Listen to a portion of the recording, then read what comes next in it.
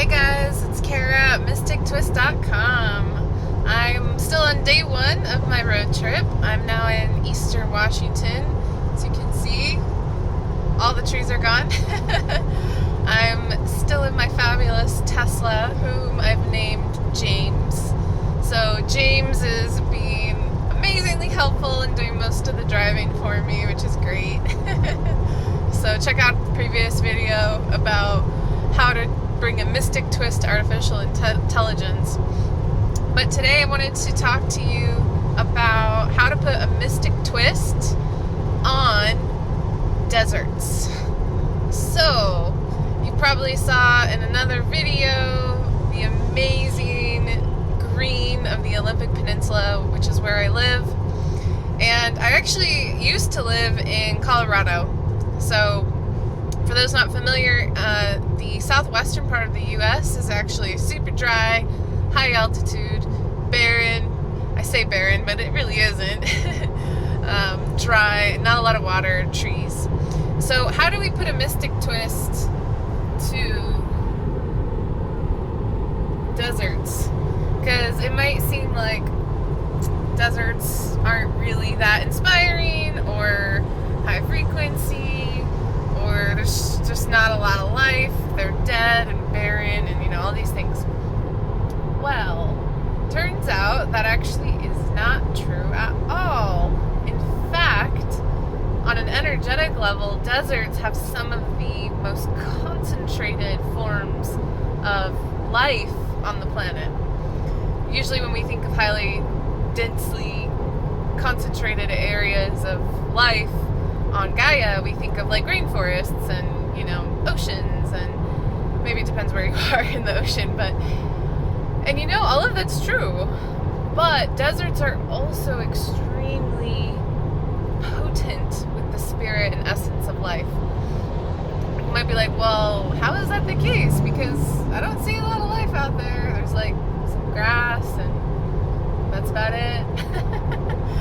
Well, turns out this actually isn't quite true. Even though it might look like there's not a lot out there, one, Gaia is filled with life everywhere, but also because the environment is so harsh, at least what we as human beings would consider harsh. Our physical bodies generally like a certain temperature, it likes waters, types of food, and this type of environment might be very harsh to our physical bodies. But for all the creatures, plants, flora, fauna, animals, vegetation that live in deserts, their chi, or life force, is so powerful because it's so tough to live in this environment.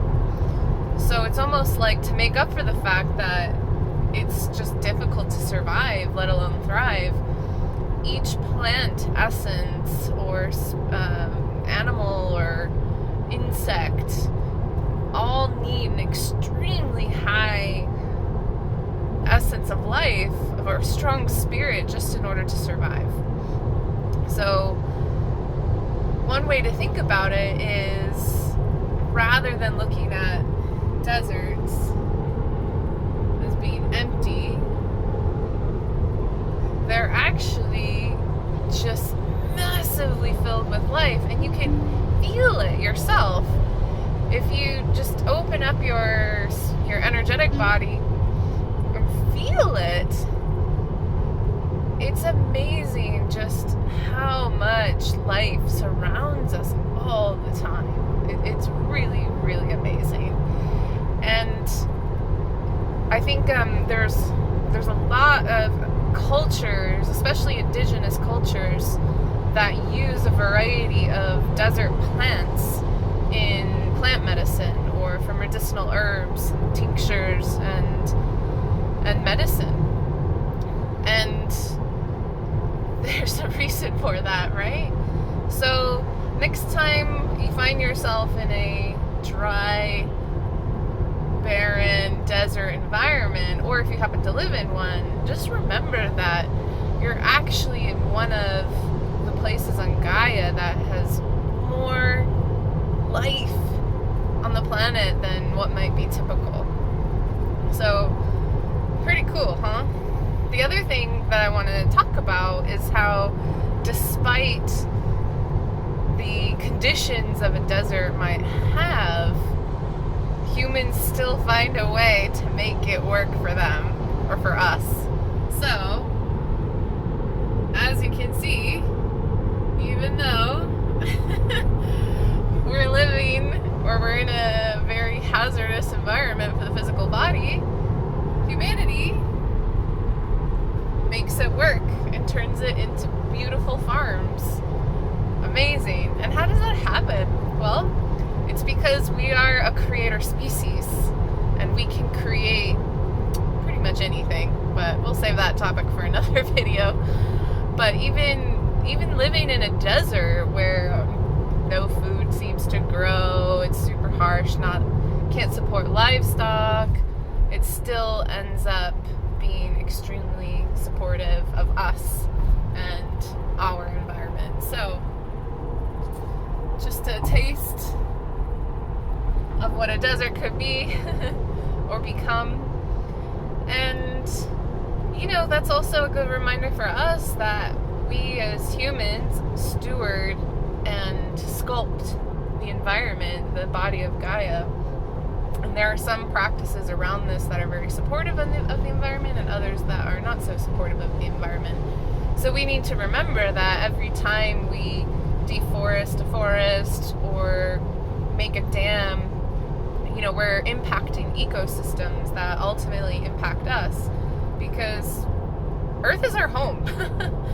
And yes, there are other places in the solar system and the galaxy in which we can live, but that might be out of reach for most of us at this present moment. However, it won't be forever. But for now, Earth is where it's at. It's where we are at. So we gotta make our planet balanced and work for us, and vice versa. So part of that might be to allow deserts to be deserts, because they're part of a broader ecosystem. On every other side of a mountain, you'll find a desert, and you'll also find green, lush environments too.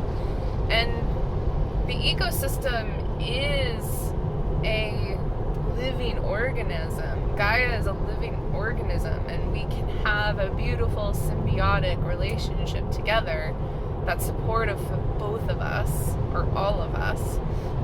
But we also just need to broaden our awareness and have a bigger picture in mind too about, what are we in for? What's in it for us? So next time you find yourself in an environment where maybe it's not your favorite place to be in the world, or it might be easy to get righteous about it, like try to fix it or say this is wrong, just look at it, just observe it. And by observe, you can check out this video here that's linked that talks about how to observe. Basically, it allows the universe to look through your eyes in an unbiased way. But if you do see yourself looking at an environment that is curious or interesting in any sort of way, just allow that to exist. Allow it to be. And you'll never know what kind of amazing experiences can be resolved from that in and of itself. So that's all I have for you today, and it's quite amazing what we can co-create together here. And until next time, check out mystictwist.com, where you can find a whole bunch of other tools and interesting resources to put a mystical spin on your life. And I will see you soon. Bye.